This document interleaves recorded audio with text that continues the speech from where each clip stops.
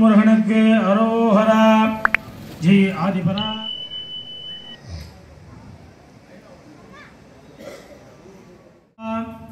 सर्वत्र नाम गोविंद नाम संकीर्तनम गोविंद.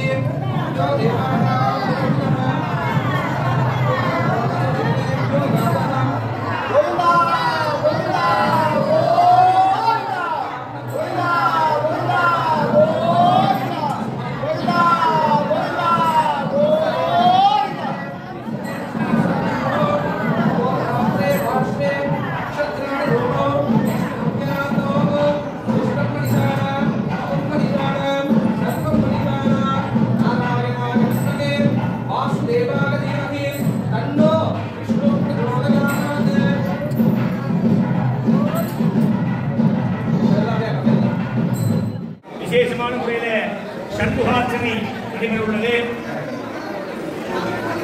அனைத்து ஆன்மீக சான்றோர் மக்களும் யாகசாலைக்கு முருகப்பெருமான் யாகசாலைக்கு செல்லுமாறு அன்போடு கேட்டுக்கொள்கிறோம். இப்பொழுது எல்லாம் வல்ல ஸ்ரீ சக்தி முருகனுக்கு 6 திருமுகங்களுக்கும் 6 விதமான மலர்களாலே சண்முகார்ச்சனை நிகழ்ச்சி நடைபெற உள்ளது. அனைத்து ஆன்மீக சான்றோர் மக்களும் ஆலய நிர்வாகஸ்தர்களும் அன்பு சார்ந்த பொதுமக்களும் இவராக யாகசாலைக்கு சென்று அங்கு நடக்கக்கூடிய அந்த சண்முகார்ச்சனை பூஜையை கலந்து கொண்டு வாழ்விலே எல்லா வளமும் நலமும் பெற்றுமாறு அன்போடு கேட்டுக்கொள்கிறோம்.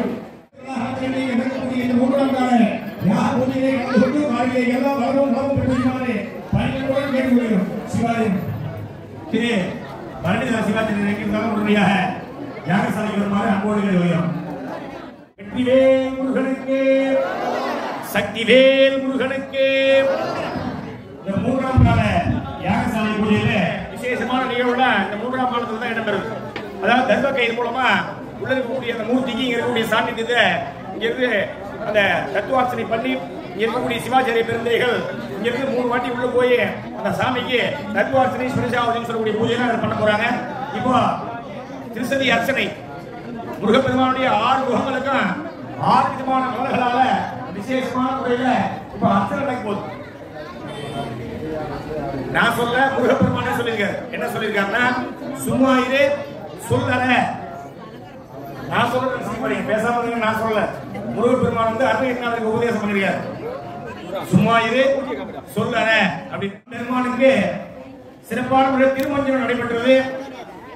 பாலாலும் பன்னீராலும் விசேஷமான முறையில இந்த திருமஞ்சனம் சிறப்பாக நடைபெற்றது. நாளை தினம் பெருமாளுக்கு அபிஷேகம் கிடையாது. அதாவது சிவபெருமான் அபிஷேக பிரியர். அபிஷேகம் பண்ணிட்டே இருந்தா சிவபெருமானுக்கு பிடிக்கும். மகாவிஷ்ணு அலங்கார பிரியர். அதுக்கு அலங்காரம் பண்ணிட்டே இருந்தா பிடிக்கும். அலங்காரமா தான் இருப்பார். அதனால நாளை தினம் கும்பாபிஷேகம் கிடையாது. சிவபெருமானுக்கு கும்பாபிஷேகம். பெருமாளுக்கு வந்து சம்பரோக்ஷணம் அப்படின்னு சொல்லக்கூடிய அந்த தீர்த்தத்தை கொண்டு போய் புரோக்ஷணம் பண்ணுவாங்க. நாளை 3ஆம் கால யாக பூஜையில விசேஷமான முறையில இந்த சண்முகார்ச்சனை நடக்குது. இந்த யாக பூஜையில ஏதோ சாமிக்காக நடக்குது, முருகனுக்காக பண்றோம் அப்படின்னு நினைக்கூடாது. நமக்காக நம்ம நல்லா இருக்கணும், நம்ம ஊர் நல்லா இருக்கணும், இந்த பூமியில் இருக்கக்கூடிய அனைத்து விதமான ஜீவராசிகளும் இன்புற்று வாழணும், சிறப்பாக இருக்கணும் சொல்லி பிரார்த்தனை பண்ணிதான் இந்த மகா கும்பாபிஷேக பூஜை எல்லாமே நமக்காக தான் நடக்குது. அதாவது நம்ம நல்லா இருக்கணும்ன்றதுக்காக சாமி பண்றது. யாகசாலை அப்படின்றது கோயிலுக்கு சமமான, கோயில் எப்படியோ கோயிலுக்கு நிகழ் இந்த யாகசாலை. ஆனா கோயிலை விட யாகசாலை சிறப்புன்னு சொல்றாங்க. ஏன்னா நம்ம கோயிலுக்கு போனோம் அப்படின்னா சாமியை ஒரு பக்கத்தை பார்க்க முடியும்.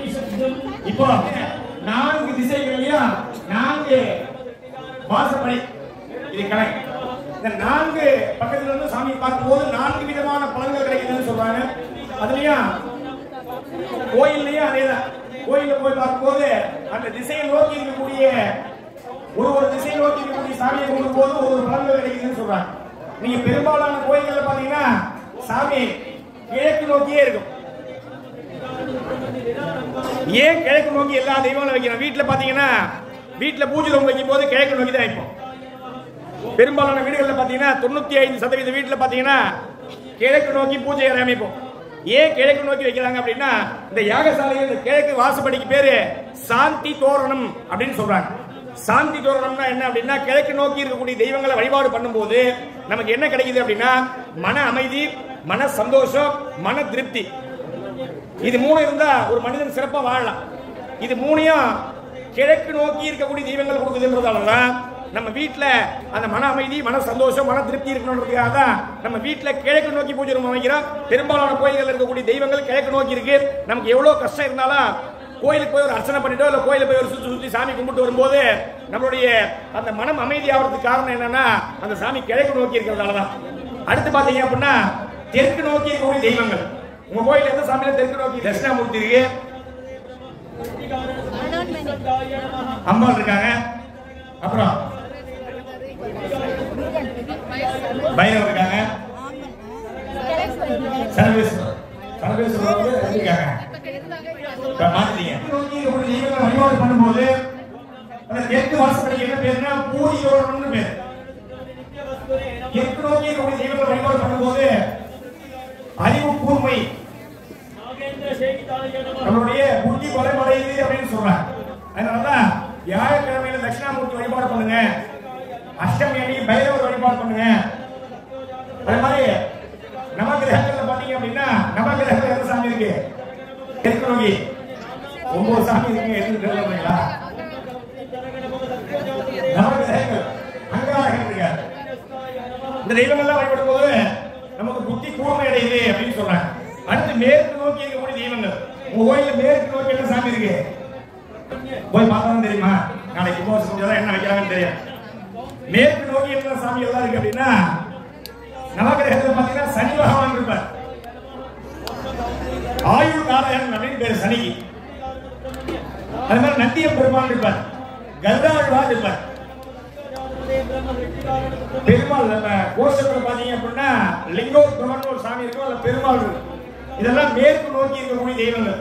மேற்கு நோக்கி இருக்கக்கூடிய தெய்வங்களை வழிபாடு பண்ணும்போது நம்மளுடைய ஆயுள் அபிவிருத்தி ஆகுது அப்படின்னு சொல்றாங்க. நவகிரகங்கள் கோயில் நீங்க நவகிரகம் எங்க போய் பார்த்தாலும் திருநள்ளாறு தவிர பாக்கி எல்லா இடத்துலயும் நவகிரகங்கள் பாத்தீங்கன்னா சனி பகவான் மேற்கு நோக்கி தான் இருப்பார்.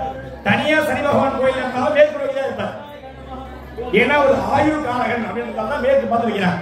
அப்ப மேற்கு நோக்கி இருக்கக்கூடிய தெய்வங்களை வழிபாடு பண்ணும்போது நம்மளுடைய ஆயுளானது அபிவிருத்தி ஆகுது. திருக்கடையூர் போய் பாத்தீங்கன்னா சிவபெருமானே மேற்கு நோக்கி இருப்பார். திருக்கடையூர் கோயில்ல சிவபெருமானே மேற்கு நோக்கி இருப்பார். அதனாலதான் அங்க போய் 60ஆம் கல்யாணம் 80ஆம் கல்யாணம் அங்க பண்றதுக்கு காரணம் என்னன்னா அந்த சாமியை ஆயுள் அபிவிருத்தி பண்ணி கொடுக்கறதால அந்த சாமியே மேற்கு நோக்கி இருக்கிறதால அங்க போய் நம்ம அதெல்லாம் செய்யணும். அடுத்தபடியா வடக்கு நோக்கி இருக்கக்கூடிய தெய்வங்கள். அதுவும் நாளைக்கு பார்க்கலாம் தெரியுமா?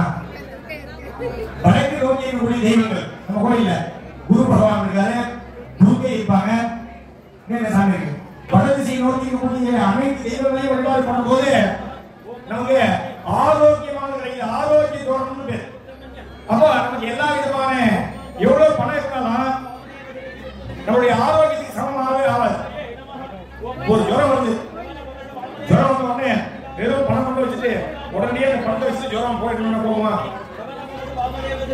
அப்போ நம்ம எவ்வளவு நாள் வாழறோம் விஷயம் இல்ல, எவ்வளவு ஆரோக்கியமா வாழணும் விஷயம். அப்ப நமக்கு ஆரோக்கியம் வேணும் அப்படின்னா வடக்கு நோக்கி இருக்கக்கூடிய தெய்வங்களை வழிபாடு பண்ணும்போது நமக்கு ஆரோக்கியம் கிடைக்குதுன்னு சொல்றாங்க. சரி, இதெல்லாம் இப்ப ஏன் சொல்றோம் அப்படின்னா இந்த யாகசாலையை போய் இந்த சாமியை இந்த யாகசாலையில் இருக்கும்போது சாமியை வழிபாடு பண்ணும்போது இந்த 4 பலன்கள் கிடைக்கல. அந்த திசையில் இருக்கக்கூடிய சாமியை பார்க்கும்போது இப்ப நான் சொன்ன 4 பலன்கள் கிடைக்குது.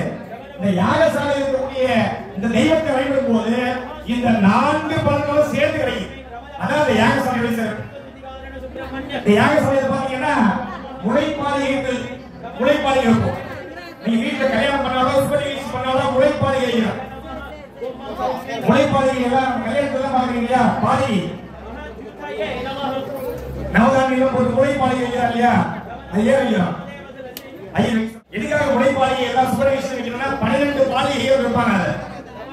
அதாவது விஞ்ஞானம் அப்படின்றது இன்னைக்கு ஒவ்வொன்றா கண்டுபிடிக்கிறாங்க. நம்ம ஆளுங்க என்ன பண்றாங்க அப்படின்னா 12 சூரிய குடும்பங்கள் இருக்கு அப்படின்னு 2000 வருஷத்துக்கு முன்னாடி கண்டுபிடிச்சாங்க. இப்போ நம்ம சூரிய குடும்பத்தில் இருக்கிறோம்.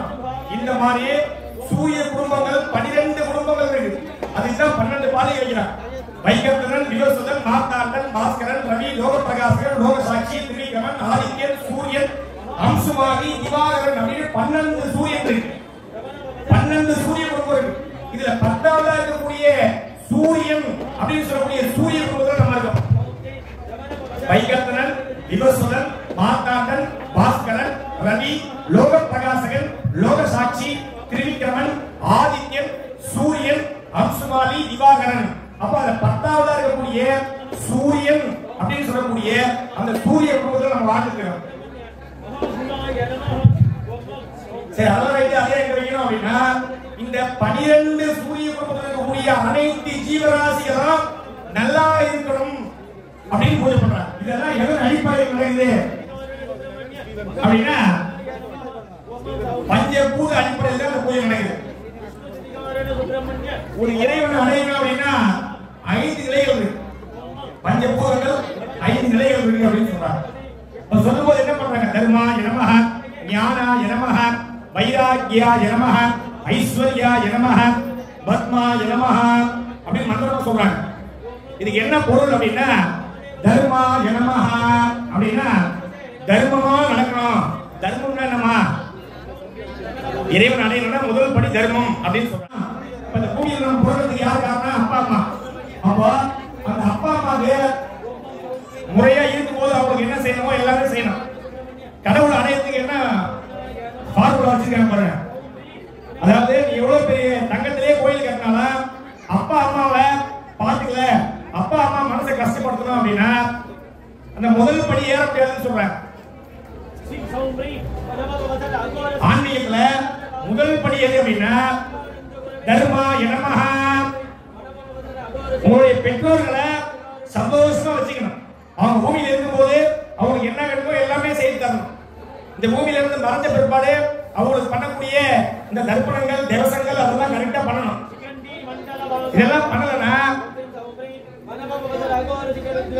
நம்ம இறைவன் முதல் படியில ஏற விட மாட்டார். இரண்டாவது படி அந்த தர்மம் பண்ணா என்ன கிடைக்கும் அப்படின்னா ஞானாய நமஹ. அதாவது இது பண்ணுன்னு சொல்றாங்க. இது பண்ணா என்ன கிடைக்கும் அப்படின்னா உங்களுக்கு அந்த ஞானமானது கிடைக்குது. கோயிலுக்கு போனீங்க அப்படின்னா அன்னன்னைக்கு பண்ணக்கூடிய பாவங்கள் அந்த தெய்வத்தை போய் வணங்கி சும்மா ரோடு போகும்போது சில பேர் பிளைன் போவோம், சாமி கோயிலுக்கு போவோம், வண்டியில போகும்போது அப்படியே வண்டியிலே கூப்பிட்டுக்குவோம். அதெல்லாம் கணக்கு வராது. கோயில் ஒரு சுத்து சுத்தணும். நம்ம அர்ச்சனை பண்றது, அபிஷேகம் பண்றது, பூஜை பண்றது, காசு போடுறது இதெல்லாம் இரண்டாம் பட்சம் நம்ம திருப்திக்கு செய்யறது. ஆனா உங்களுக்காக நீங்க செய்ய வேண்டியது என்ன அப்படின்னா தினமும் கோயிலுக்கு போனோம், கோயில ஒரு சுத்து சுத்தணும். ஒரு சுத்து சுத்தி கீழே விழுந்து கும்பிடணும். கீழே விழுந்து கும்பிடும் போது பலிபீடம் இருக்கும். பலிபீடத்துக்கு அந்த பக்கம் விழுந்து கும்பிடும் போது நம்மளுடைய தலை அந்த சாமி பாதத்துக்கு கீழே போகும். அப்படி போச்சுன்னா அன்னன்னைக்கு பண்ணக்கூடிய பாவங்கள் அன்னன்னைக்கு அந்த இடத்துல அந்த சாமி எடுத்துறாங்க பாவத்தை. நீங்க கோயிலுக்கு போய் கீழே விழுந்து கும்பிடும் போது பாவங்கள் போயிடுது. அந்த கோயில சாமியை கும்பிடும் போது புண்ணியமானது கிடைக்குது. அப்போ உங்களுடைய அடுத்த தலைமுறைக்கு உங்களுடைய குழந்தைகளுக்கு நீங்க அன்னன்னைக்கு கோயிலுக்கு போய் பாவத்தாங்க இறக்கி வச்சுட்டு வந்தீங்க அப்படின்னா பாவங்களே இருக்காது. கோயிலுக்கு போறதுனால ஒரு புண்ணியம் கிடைக்கும். அப்போ உங்களுடைய அடுத்த தலைமுறை அந்த குழந்தைங்க ரொம்ப சிறப்பா இருப்பாங்க. நீங்க பணம் காசை சேர்த்து வைக்கிறத விட அவருடைய வாழ்க்கையானது ரொம்ப சிறப்பா அமையும். அதனால கோயில் அப்படின்றது அதனாலதான் கோயில் இல்லாத ஊரில் குடியிருக்க வேண்டாம்னு சொன்னா. எதுக்காக கோயில் அப்படின்னா நம்ம கும்பிடுறதுதான் கோயில், கும்பிடுறதுதான் சாமி. அதனால தினமும் கோயிலுக்கு போய் தினமும் கோயில் சுத்தி தினமும் விழுந்து கும்பிட்டு தினமும் வழிபாடு பண்ணணும். பண்ணும்போது உங்களுடைய அடுத்த தலைமுறை அடுத்த சந்ததியினர் ரொம்ப சிறப்பாகவும் அமோகமான வாழ்க்கையை அவங்களுக்கு கிடைக்கும். சொன்னோம்னா உங்க வாழ்க்கையில ஒரு இந்த கும்பாபிஷேகத்துக்கு முன்னாடி கும்பாபிஷேகத்துக்கு பின்னாடின்ற மாதிரி வாழ்க்கையில அபரிதமான மாற்றங்கள் வரணுன்றதுக்காக உங்களுக்கு இவ்வளவு தூரம் இதெல்லாம் எடுத்து சொல்றோம். நீங்க உங்க வாழ்க்கையில எல்லா விதமான நன்மைகளை வச்சு இன்புற்று சந்தோஷமா வாழணும்னு சொல்லி பிரார்த்தனை பண்ணிக்கிறோம். நீங்க தான வீட்டுல பூஜை செய்யுங்க. கோயிலுக்கு வந்து ஆராதனைகள் பூஜைகள் எல்லாம் கலந்துங்க. இந்த மூன்றாம் கால யாக பூஜைகள் தத்துவார்த்தனை ஸ்பரிசாகுதி அப்படின்னு சொல்லக்கூடிய பூஜை நடக்கும் போது அதை தொடர்ந்து 96 விதமான மூலிகை பொருட்கள் கொண்டு ஹோமம் நடக்கும். 96 விதமான மூலிகை சன்னதி திரவியங்களால ஹோமங்கள் பண்ண போறாங்க.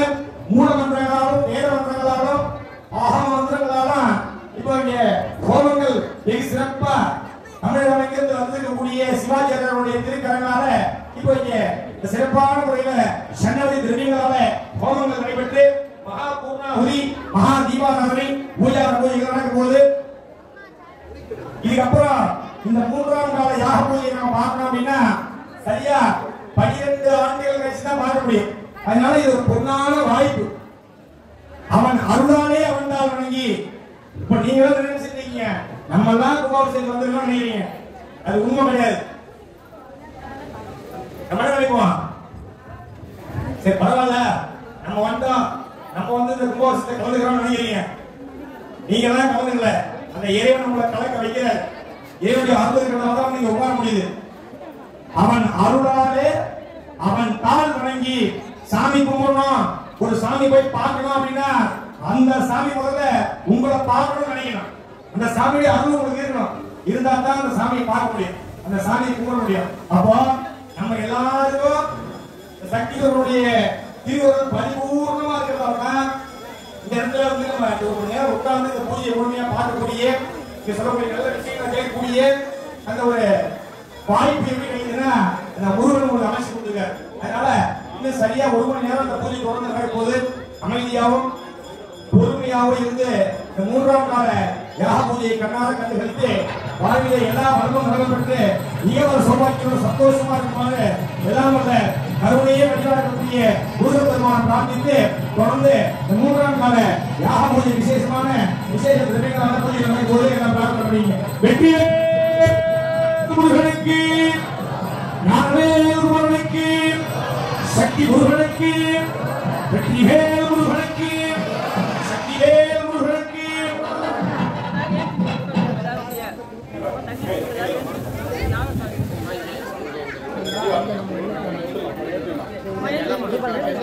சகலவாத்தியம். வெற்றிவேல் முருகனுக்கு, ஞானவேல் முருகனுக்கு, சக்திவேல் முருகனுக்கு.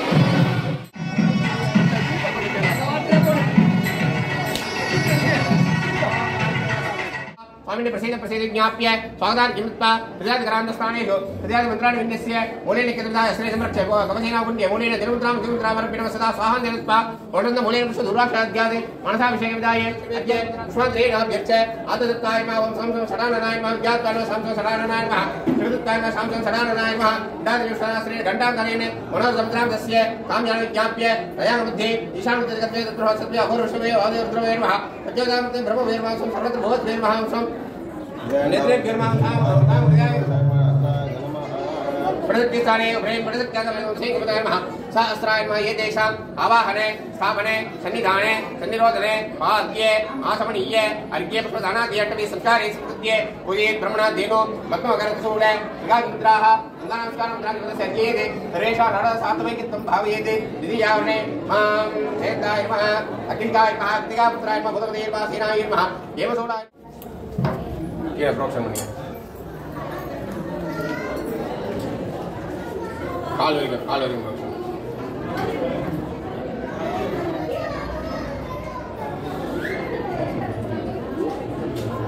ओंकार शामूर्तये नमः जपं समर्प्य कुशमूलेन कुशाग्रेण भगवती हां हां அது கட் பண்ணிக்கலாம் அங்க போய் நில்லுங்க முகம் பாருங்க போங்க இது வரவே தெரியல विद्यादत्ताय नमः आतदत्ताय नमः क्रियाय नमः इच्छाय नमः पीडेपि 11 वाटी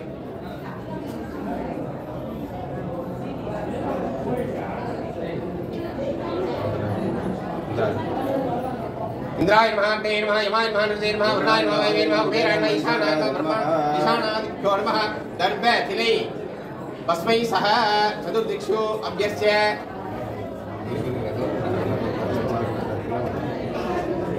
दर्भ போடுங்க நாளை பக்கம்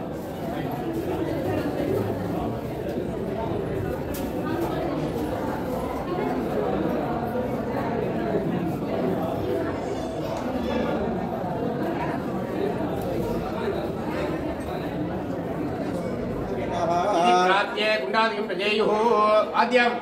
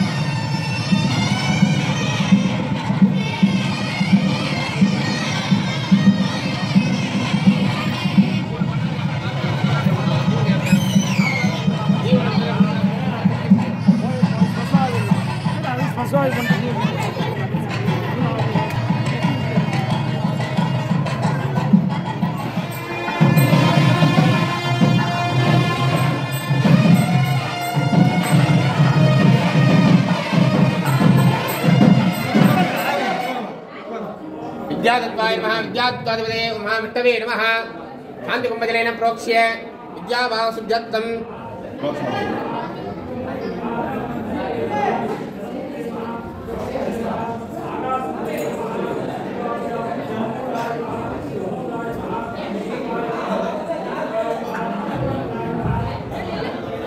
जपं समर्प्य कुशमध्येन जपं समर्प्य विद्यादत्तादि विष्णवे नमः 11 वाटी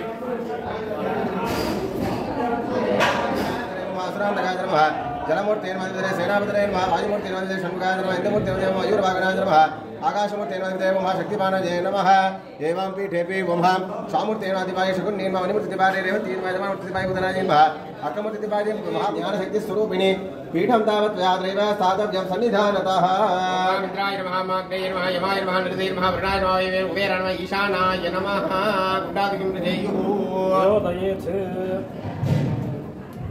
निरुद्य வாங்க நான் தயவு செஞ்சு யாரையும் பூஜை பண்ணியாச்சு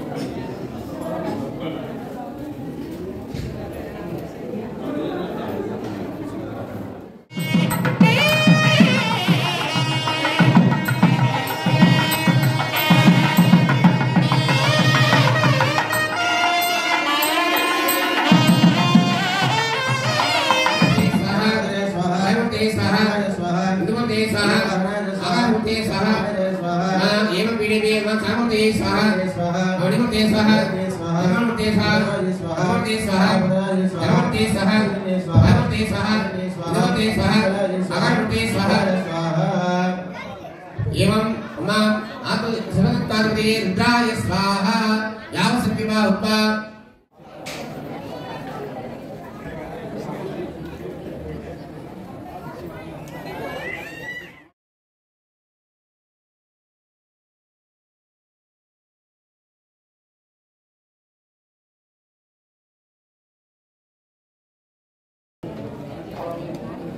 विद्यादत्तादिवायी छायी स्वाहा शिवदत्तादिवायी छायी स्वाहा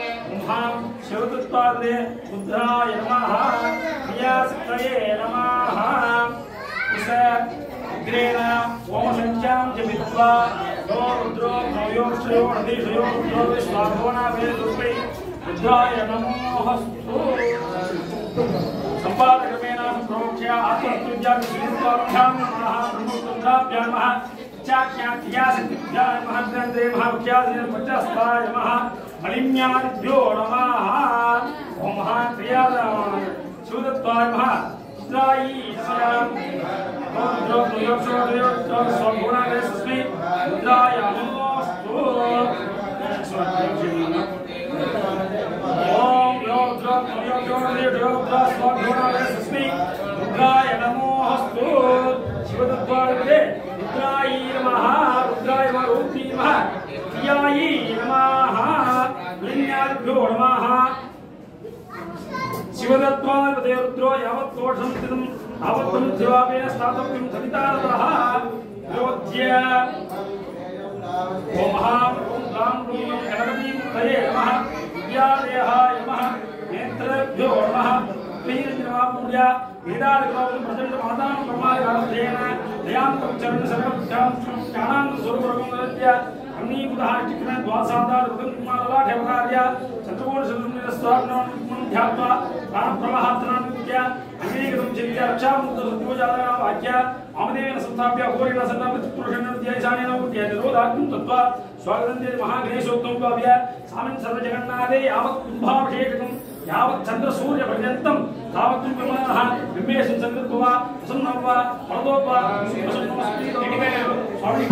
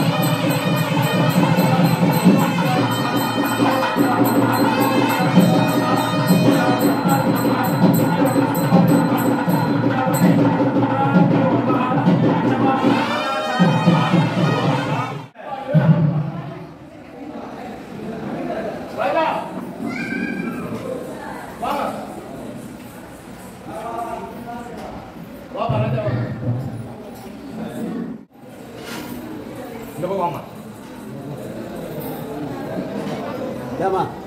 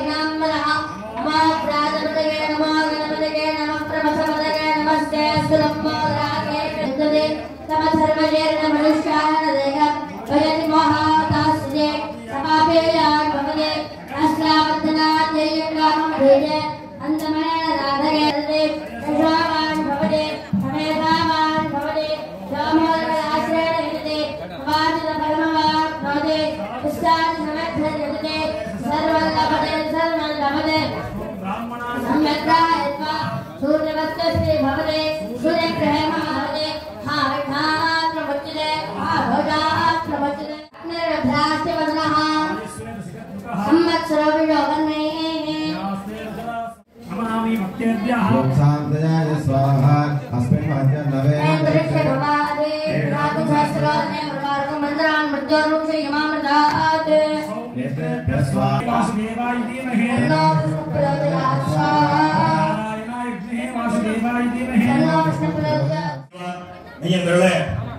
அவர்களாலே வந்தால் வழங்கி என்பதற்கிணங்க நமது ஆலய மகா கும்பாபிஷேக விழாவிலே 3ஆம் கால யாகசாலை பூஜையின் மகா பூர்ணாகுதி மகா தீபாராதனை நடக்க இருக்கிறது. அதற்கு முன்னதாக நமது கும்பாபிஷேகத்திற்கு வருகை தந்து இந்த கும்பாபிஷேகத்தை சிறப்பாக நடத்தி கொண்டிருக்கும் சிவாச்சாரியர் பட்டாச்சாரிய பெருந்தகைகளுக்கு வஸ்திர மரியாதை இப்பொழுது ஆலய நிர்வாகத்தின் சார்பாக செய்யப்படுகிறது. முதலாவதாக புதுப்பாளையத்திலிருந்து வருகின்றுள்ள திரு சதீஷ் சிவாஜி அவர்களுக்கு வஸ்திர மரியாதை செய்யப்படுகிறது. வெகு சிறப்பாக யாகத்தை நடத்தி கொண்டிருக்கக்கூடிய ஐயப்பா ஐயா ஆனந்த சிவாஜி அவர்களுக்கு வஸ்திர மரியாதை செய்யப்பட்டு கௌரவிக்கப்படுகிறது. அதற்கு அடுத்தபடியாக அம்பத்தூரிலிருந்து வருகை புரிந்து இந்த யாகத்தை சிறப்பாக நடத்தி கொண்டிருக்கும் திரு மணி சிவாஜி அவர்களுக்கு பசுபதி சிவாச்சாரியர் அவர்களுக்கு வஸ்திர மரியாதை சேவிக்கப்படுகிறது. அதற்கு அடுத்தபடியாக அம்பத்தூர் திரு ஸ்ரீ பரமேஸ்வர சிவாஜி அவர்களுக்கு வஸ்திர மரியாதை சேவிக்கப்படுகிறது.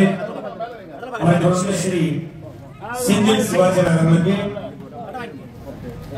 வஸ்திர மரியாதை சேவிக்கப்படுகிறது.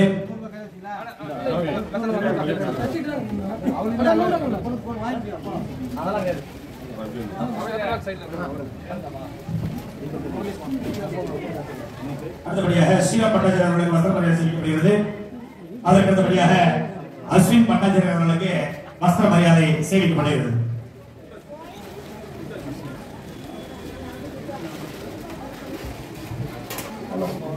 அடுத்தபடியாக காஞ்சிபுரத்திலிருந்து வருகிறது இந்த யாகத்தை சிறப்பாக நடத்தி கொண்டிருக்கும் ரங்கநாத பட்டாச்சாரியர் அவர்களுக்கு வஸ்திர மரியாதை செய்யப்படுகிறது.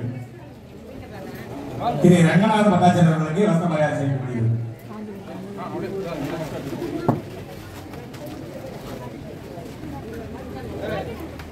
அடுத்தபடியாக காஞ்சிபுரத்திலிருந்து வருகின்ற திரு ரங்கநாத பட்டாச்சாரிய அவர்களுக்கு வஸ்திர மரியாதை செய்யப்படுகிறது. அடுத்தபடியாக ஞானஸ்கந்த சிவாச்சாரியர் அவர்களுக்கு வஸ்திர மரியாதை செய்யப்படுகிறது. அதற்கு அடுத்தபடியாக பெரம்பலூர் பெருங்களத்தூர்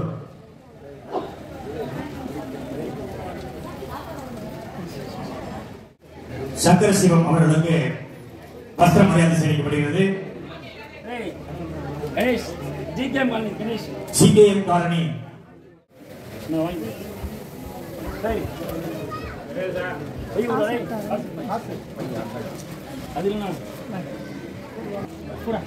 இப்பொழுது இந்த 3ஆம் கால யாக பூஜையில் வஸ்திர மரியாதை அனைத்து சிவாச்சாரியர்களுக்கும் பட்டாச்சாரியர்களுக்கும் செய்யப்பட்டு அதனை தொடர்ந்து இப்பொழுது விநாயகர், முருகப்பெருமான், சிவபெருமான், அம்பாள் பெருமாள் ஆகிய தெய்வங்களுக்கு இந்த ஓம குண்டத்திலே வஸ்திரம் சாத்தி அதனை தொடர்ந்து மகா பூர்ணாகுதி மகா தீபாராதனை நடக்க இருக்கிறது. ஆலய நிர்வாகஸ்தர்கள் அனைவரும் யாகசாலைக்கு முன்னதாக வருமாறு அன்போடு கேட்டுக்கொள்கிறோம். இப்பொழுது வஸ்திர சமர்ப்பணம் நடைபெற்று அதனை தொடர்ந்து மகா பூர்ணாகுதி மகா தீபாராதனை சரியாக இன்னும் 15 நிமிடத்தில் இந்த மகா பூர்ணாகுதி மகா தீபாராதனை நடைபெற்று அருள் பிரசாதம் வழங்க இருப்பதால் ஊர் பொதுமக்களும் திரளாக வந்திருந்து இங்கு நடக்கக்கூடிய இந்த மகா கும்பாபிஷேக விழாவில் 3ஆம் கால யாக பூஜையை கண்ணார கண்டுகளித்து வாழ்விலே எல்லா மனமும் நலமும் பெற்றிருக்குமாறு பணிவன்புடன் கேட்டுக்கொள்கிறோம்.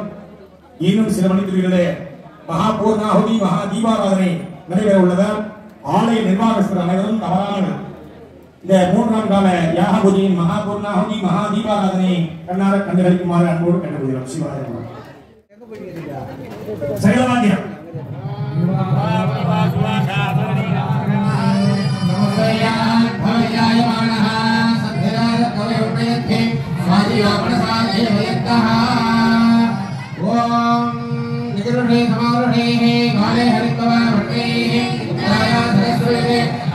प्राजोदनः आयुष्येव सदकृतः अन्नसरोधोर्णेः विद्यास्तेन्द्राश्रव सुब्रह्मण्यो सुब्रह्मण्यो सुब्रह्मण्यो इतरे मुरुडते सर्वे मुरुडते इतरे मुरुडते इतरे मुरुडते इतरे मुरुडते इतरे मुरुडते इतरे मुरुडते इतरे मुरुडते इतरे मुरुडते इतरे मुरुडते इतरे मुरुडते इतरे मुरुडते इतरे मुरुडते इतरे मुरुडते इतरे मुरुडते पूर्णावधि कालः गंगानादं संपाद्य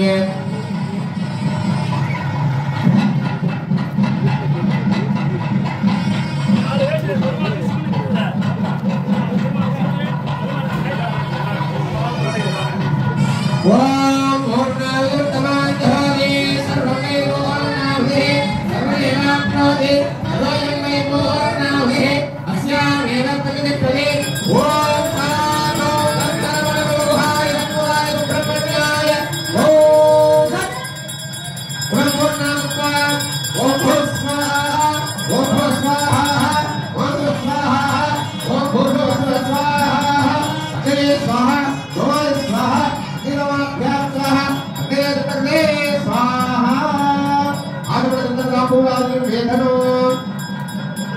विश्वदे लक्ष्मी ओम उच्चादि मुद्रां प्राप्तं ध्यानासने गतम् सिद्धं भौतिके देवासदाना सदानना अन्यदाननं नास्तिरेव तद्गुणः यस्माकारणे भावेन तस्य आवाहनं जानामि जानामि सत्यं उदाहरणं जानामि सदा भावना समर्प्य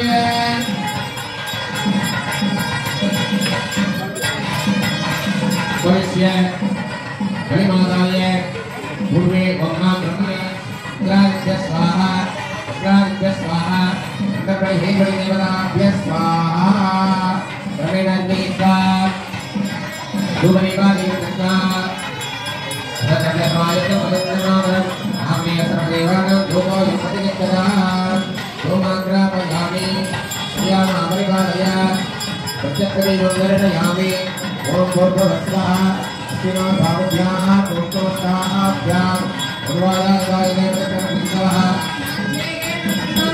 भगवत्सर्वदासर्वब्रह्मात्मनः पवित्रोऽस्मत्पिता अगमानामस्तभगवान्मस्तोभ्यः मा देवताकोत्वन्नः मा धूमधूमरो तावदेनत्वदेवान्येन विश्वाधाराणि परिजालभूव इत्थामनास्ते धर्मसत्तास्तभयकृस्यावतयोगेन अन्नं पावनोहानहो अन्नं मुक्तो श्रीपादवाहो अन्नं ब्रह्माणो धरन्धरन्ने अन्नवान् भोगं प्रजानानाम्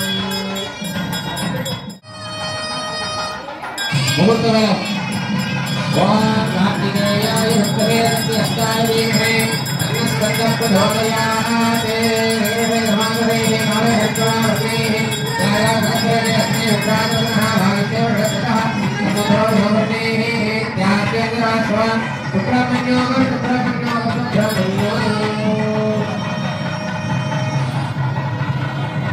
सर्वेषाणाम् आगतानाम् अनागतानां भक्तमहाजनानां वाद्यबोधनं सर्वेषाणाम् आगतानां भक्तमहाजनानां क्षेमारोपिता सत्यत्वेन अष्टपुष्पार्चनामन्तिकरिष्ये ओम भवाय देव भवश्रेयसुदाय नमः ओम सर्वश्रेयसुदाय नमः मा ईशानश्रेयसुदाय नमः मा वसुदेवदेवसुदाय नमः ओम उग्रसदेवसुदाय नमः ओम रुद्रसदेवसुदाय नमः राजाधिराजाय प्रसन्नदागिने